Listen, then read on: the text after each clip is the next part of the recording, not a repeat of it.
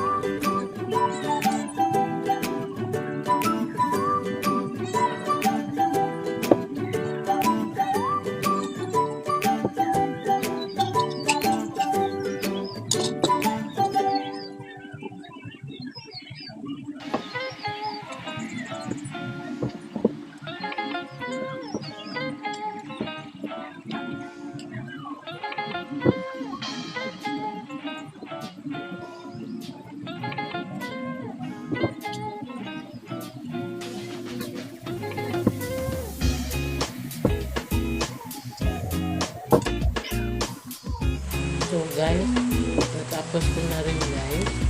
Urot na po. Kaya adobo po. Urot na guys. Yung uyap na may itlog guys. Na hulot guys. Tapos may kape po ako. Dito din natapos.